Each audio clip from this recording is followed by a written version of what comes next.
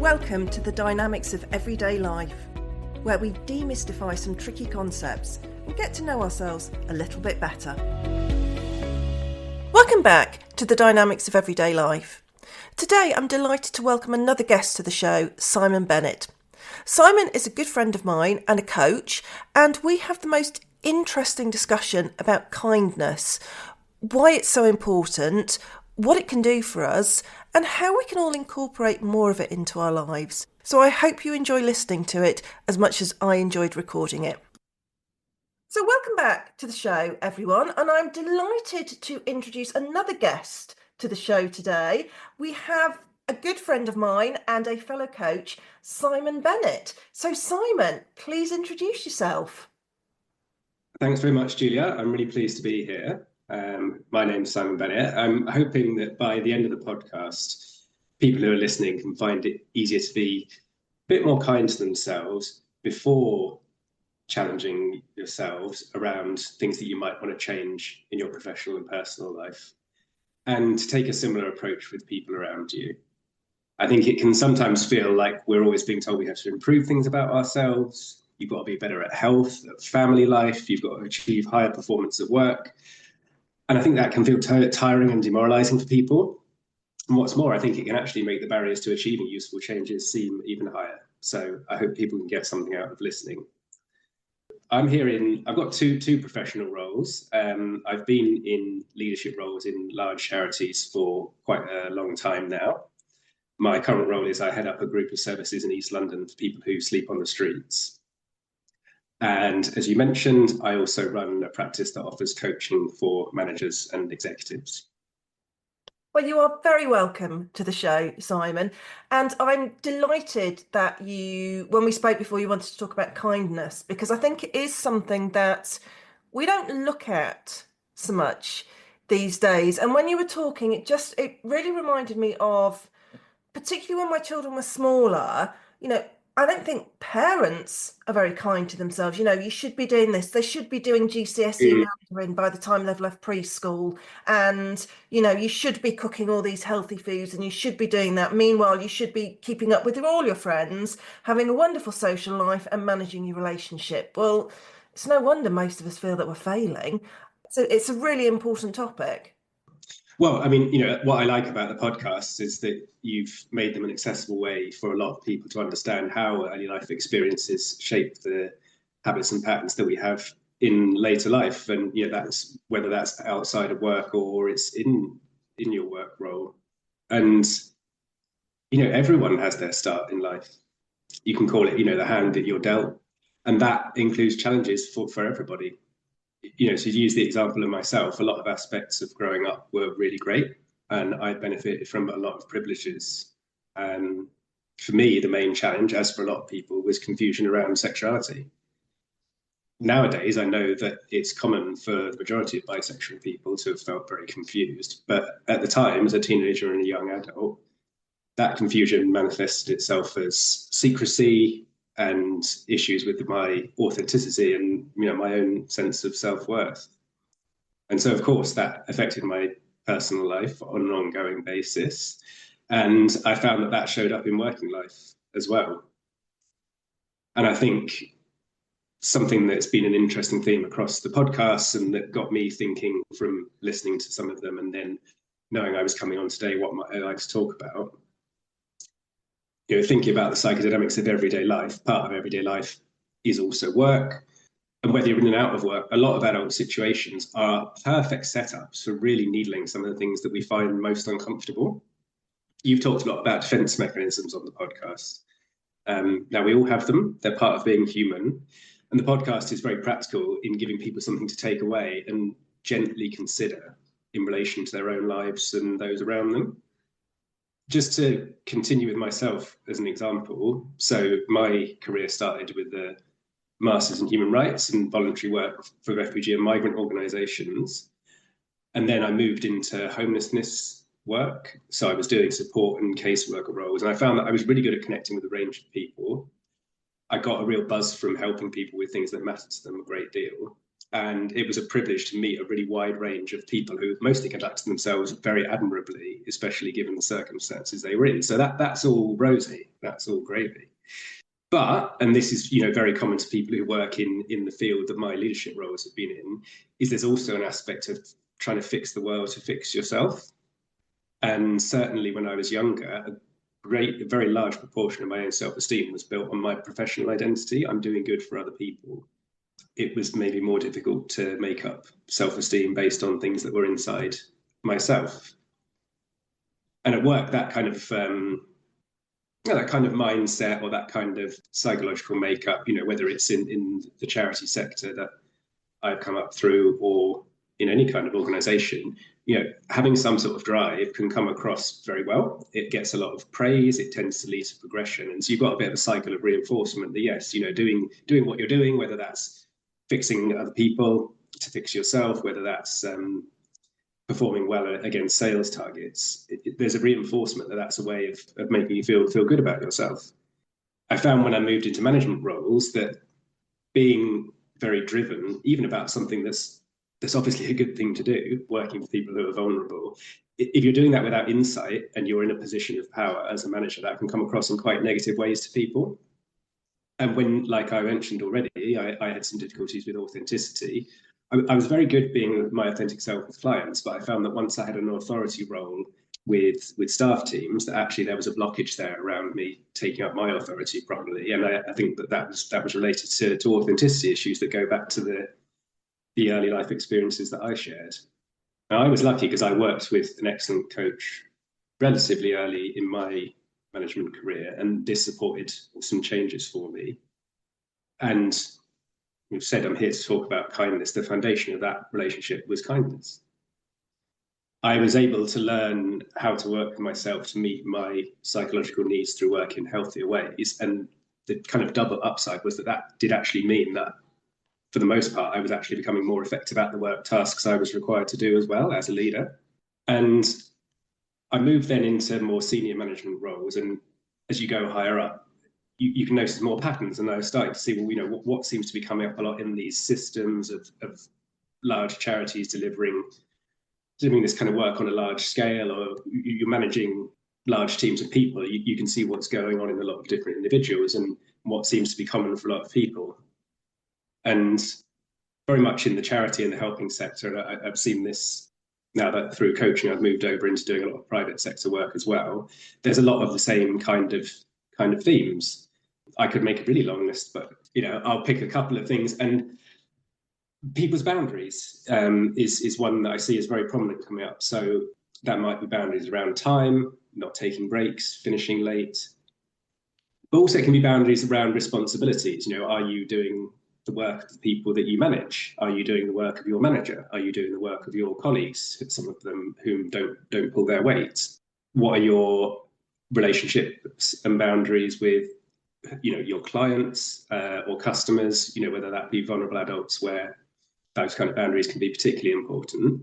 But in all workplaces, what is my responsibility at work, and where is that getting pulled off by some of these psychodynamic issues that you've talked about in the podcast? Seems to come up a great deal as far as I can see. Another example that I had noticed in a lot of people in teams that I manage is the avoidance of certain kinds of tense situations. Work throws a lot of tense situations your way, and avoiding painful, uncomfortable things in the short term can be a way to tend to the kind of primal anxieties that you've been highlighting throughout the podcast are a really major driving force in how we will operate. And work in particular can throw a lot of things your way. And what you'll see is people avoiding certain aspects of work, perhaps taking up other aspects in a overly energetic way to make up for it. And that can be very tiring for people, and also goes against the tasks that the organization is actually trying to achieve.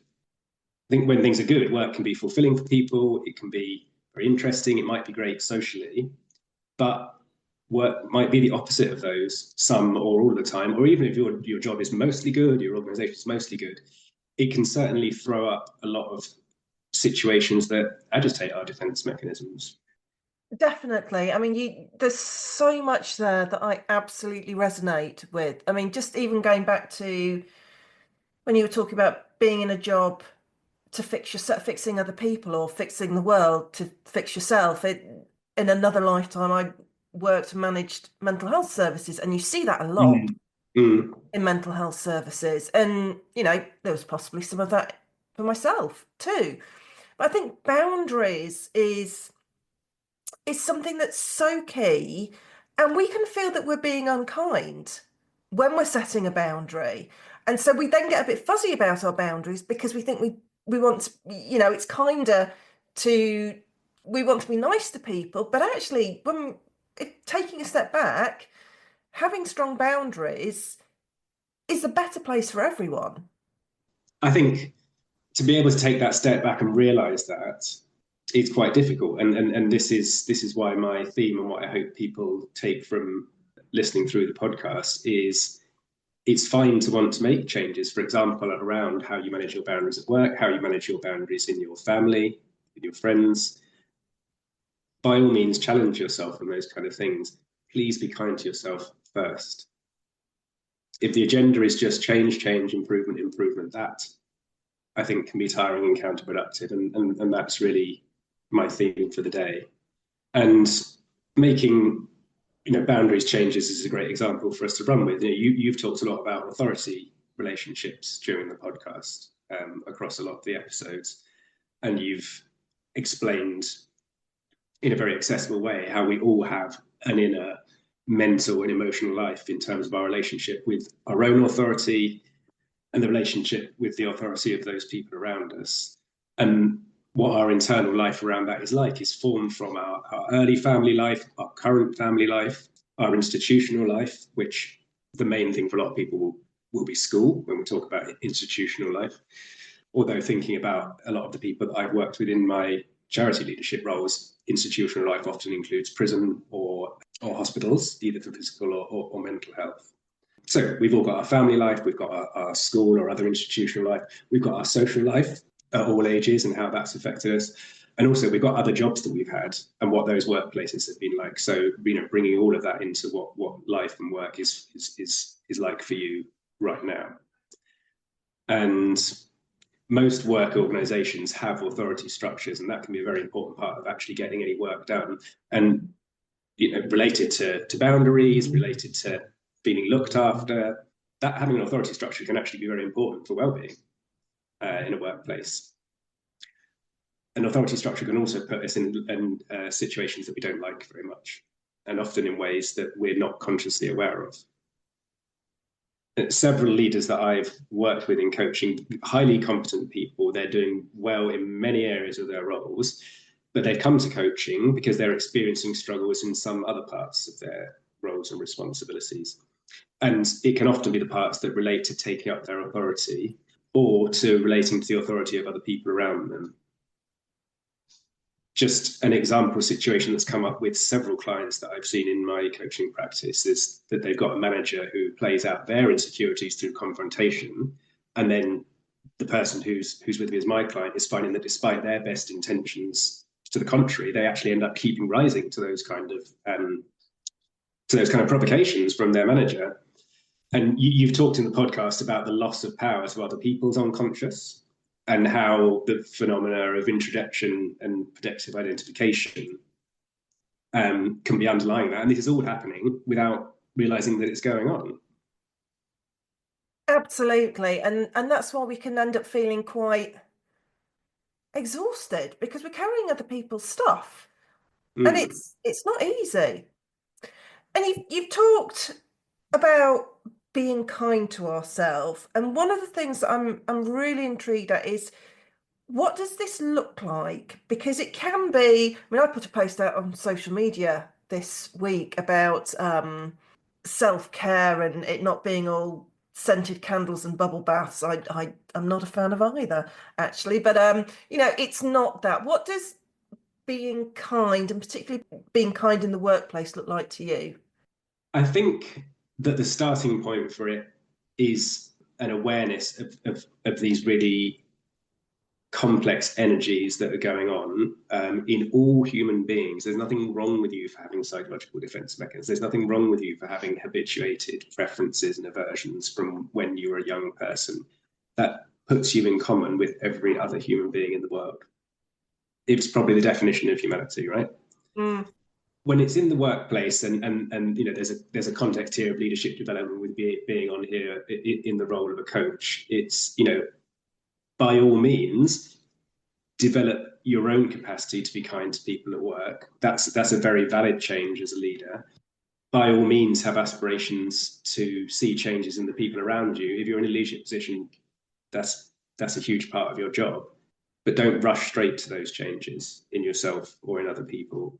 I think the psychological costs of doing that can be very high. And I think the workplace kind of outcomes costs, whether that's people helped off the street in homelessness, whether that's sales targets, whether that's success of a marketing campaign, whether that's a product rollout.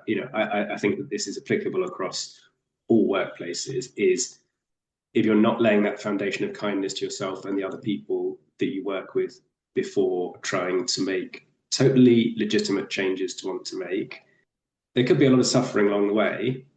And if you manage to achieve the goals that you've set out, they probably take longer or not be achieved to as much of a degree just by rushing straight at them from this kind of results and performance orientated first approach.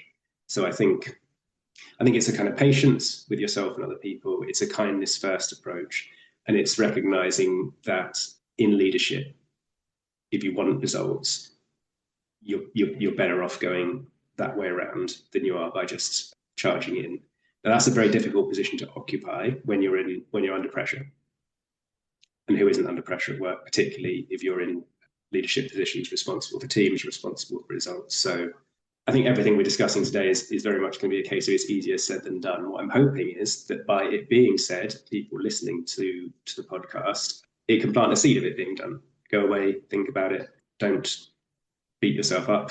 If you're listening to how I'm saying that, I'd invite you to be, just take stock of what's being said and think about how it might apply to you, and try and take that forward in a way that's patient and that recognizes that we're all the same in this way, and having habits. And I mean, patience is such a key thing, isn't it? Because I think we can look at the world of work, and if we're in a management position, chances are it's because we've been doing a good job elsewhere. So we can know what it means to, even now I could fill in a risk assessment for supported housing or residential care. I could probably do it in 10-15 minutes, but I'd know that somebody else new to it would take them a lot longer.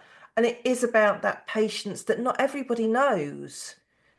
You can't make assumptions that people know what they're doing. Yeah, and then, there's that performance culture at work, and I think it's out there in the rest of our lives as well.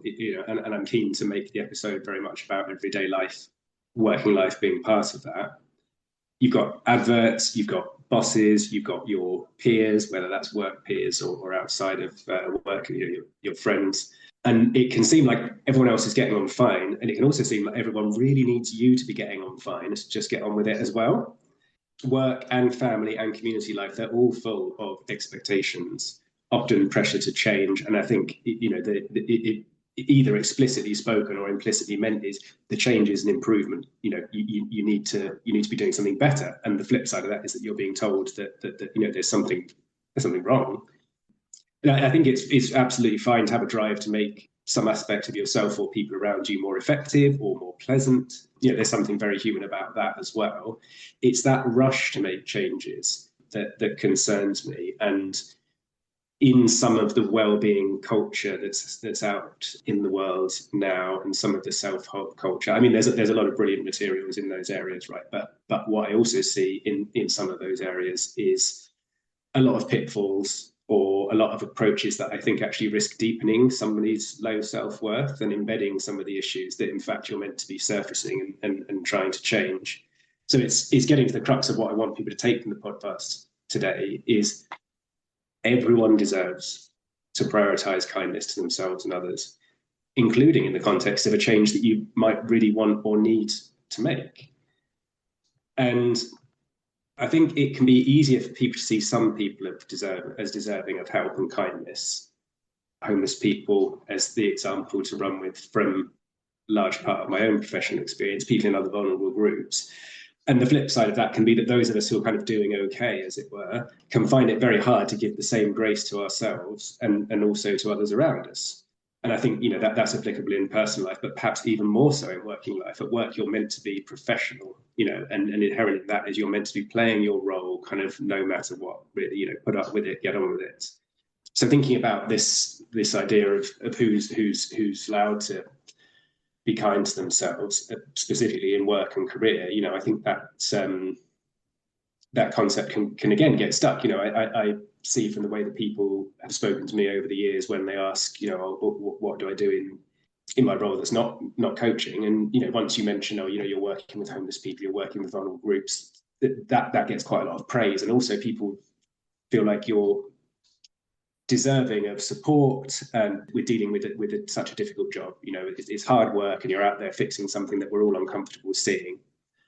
And I think that we can find it hard to give ourselves the same grace if we're working in a role that's not in a helping sector, if that's what you want to call it.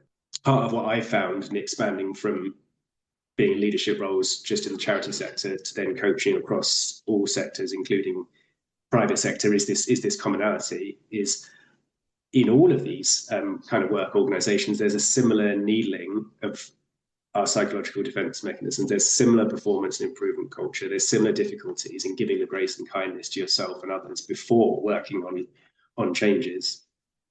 I mean, there's so much there, isn't there? It is about this. When you're thinking about change and improvement, there is this implied level of you are not good enough. And that can be really hard for people to take on board because, we are all good enough and we could be better. We absolutely could be better. Otherwise, why do we go to the gym? Why do we, if we're musical, why do we have lessons? Because we're good where we are and we can get better. But it does feel that there's that slight negative of it's not enough.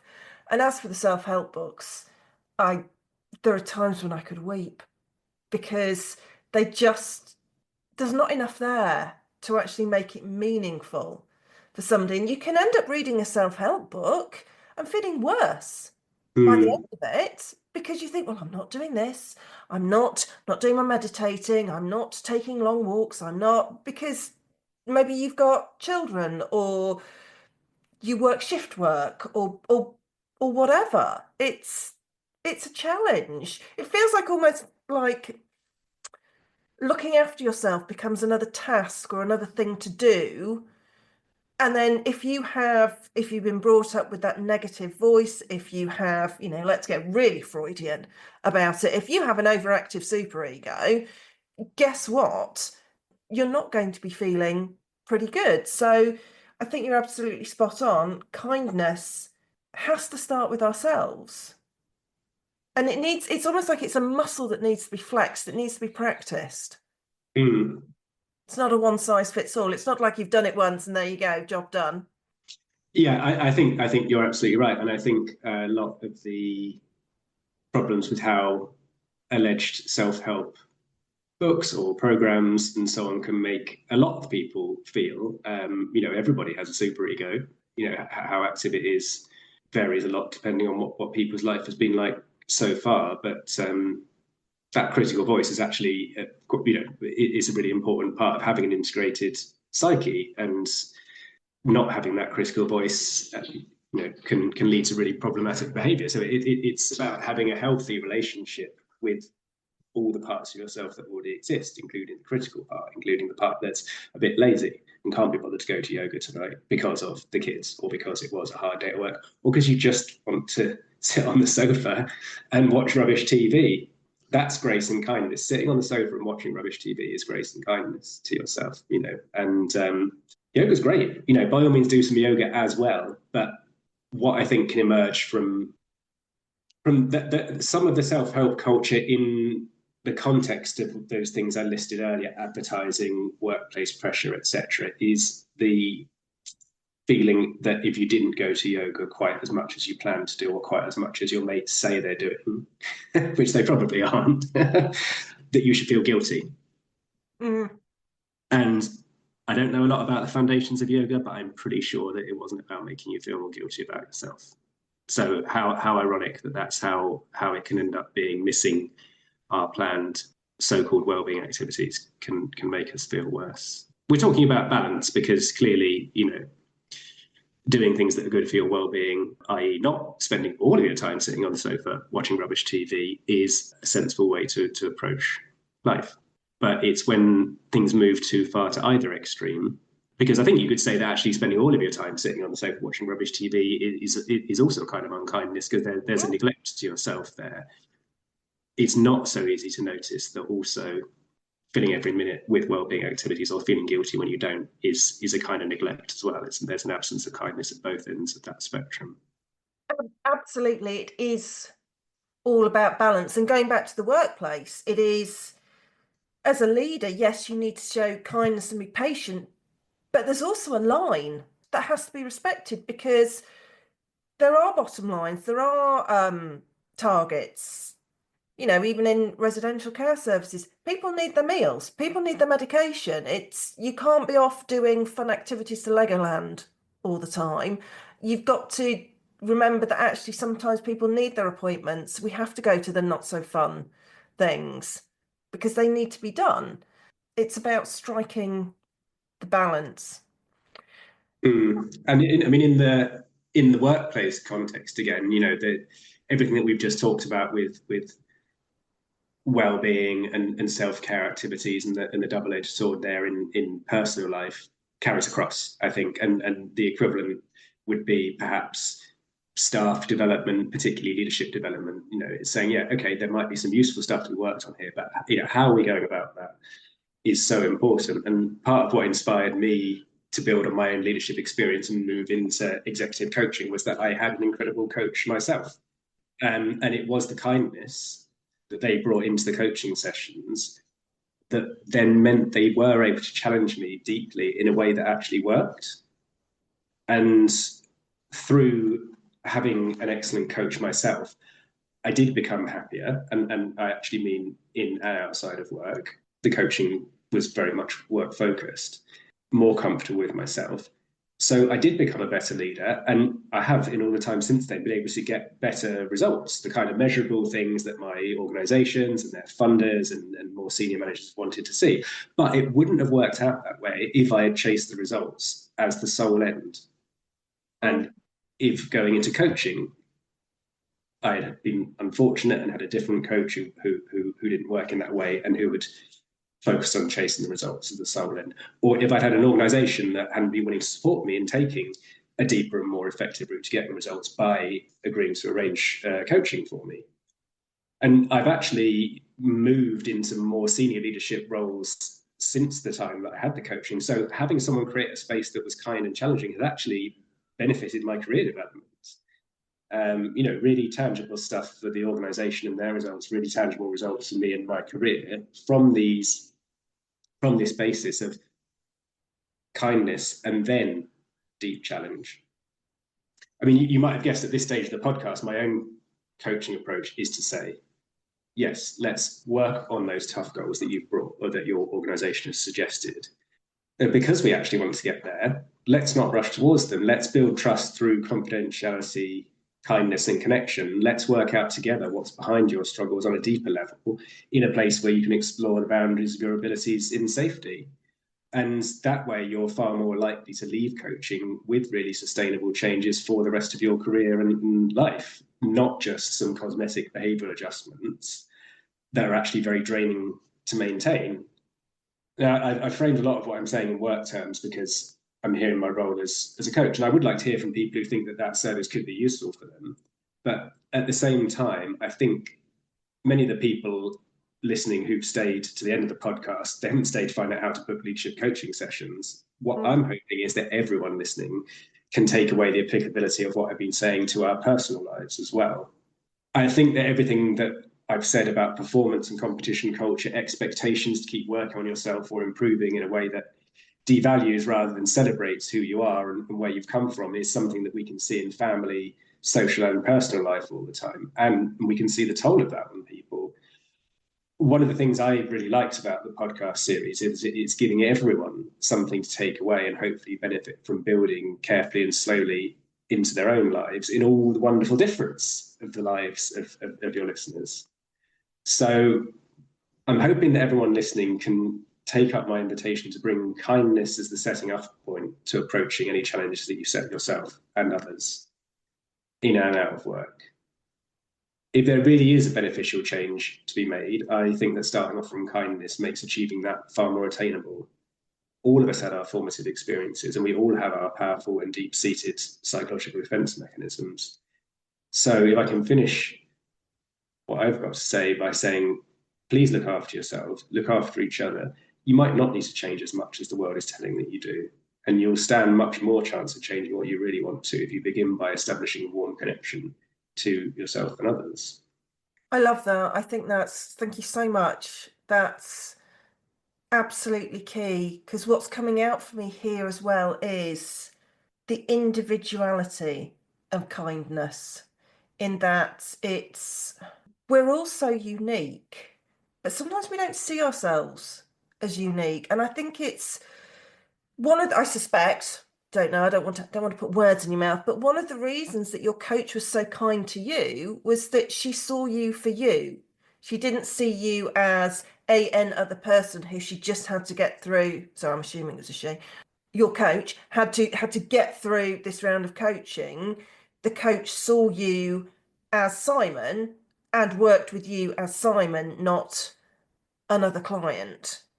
And I think that for me is, when we're thinking about kindness, it's okay, well, Barbara down the street, her way of being kind to herself is by doing a marathon and volunteering left, right, and centre, and I don't know, partying all night. Maybe she gets loads out of that. I mean, to me, it's not going to work.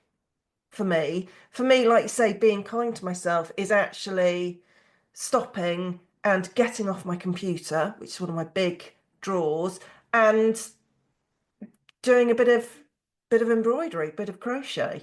That's being kind to myself. Somebody else might hate that. It wouldn't be their form of looking after themselves. So it is about looking at yourself and going, okay, so what do I need to be kind to myself? Not what somebody thinks I need, not what somebody's telling me I need, but what do I need? Yeah, I think that personalization is important. And, I've been talking about self-kindness before change, but also about if you're expecting change of other people, whether that's your family members, whether that's people who you manage at work or people who are at your same level at work, is same thing. By all means, want some things to change. By all means, push that change agenda in some way, but it'll be more emotionally palatable and less emotionally draining for everybody around if you start with that kindness. And a really good way of establishing that foundation with people is to try and work out what characterizes their individuality, which is a very long-winded way of saying getting to know people. But I think the reason I used a longer set of words is that I meant something, quite deep by it. Is, are you really listening when people are talking to you, your family members, or are you waiting for your turn to speak? If you're really listening, the amount of connection that can be developing, regardless of what the words everyone's saying are, can be quite remarkable. And the safety that can be built by really listening, really respecting the individuality of the person you're talking to, and yeah, by all means say some things as well, but make sure that you're keeping a large portion of your attention free to be present for what they're saying when they're talking. And how that can make people feel is quite remarkable. And then what you can reasonably challenge people with can be really quite remarkable as well. And thinking about how the coach who I had worked, who was male, as it happens, not Assumption female, on my part, wasn't it? um, That's a lesson. was that I was never in any doubt that his primary concern during our sessions was to be there for me and what I wanted and needed, And that was in the context of work. So some of what I wanted and needed was coming from the organisation that I worked for. But it just always felt very clear that his agenda was, how do you want to use this time to get where you've said you want to go at the start of the coaching work? And yes, we talked about some goals, but not dominating with just waiting to speak, rushing in to provide advice, saying that this or that worked for other people. That can be helpful as long as it's considered, but rushing to say, oh, X and Y helped Jane and Joe blogs without having established that connection of, well, what's the individuality of the person that's in front of me now first is not going to be very effective. And that's what I'm inspired to try to replicate in my own coaching practice, is really listening, respecting people as individuals in a deep and meaningful sense, allowing that to build a sense of psychological safety for the person who's in that client position, which can be very vulnerable. If you've come to coaching, you've either your organization said, we think you need to get some coaching to address X, Y, or Z, or you've said, I'd like some coaching because I want to address X, Y, or Z. So you're coming with a vulnerability, with a starting point of, there's something I'd like to be different.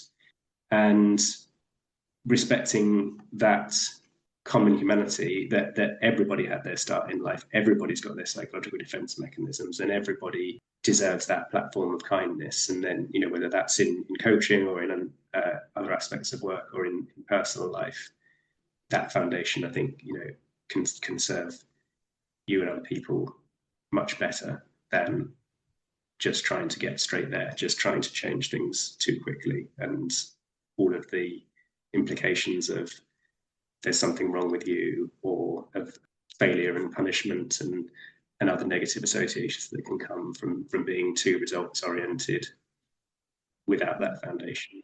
I could talk to you about this all day, Simon, but I'm not Stephen Bartlett doing 2 hours of a podcast. So there've been some fantastic nuggets there for people to take away and have a think about.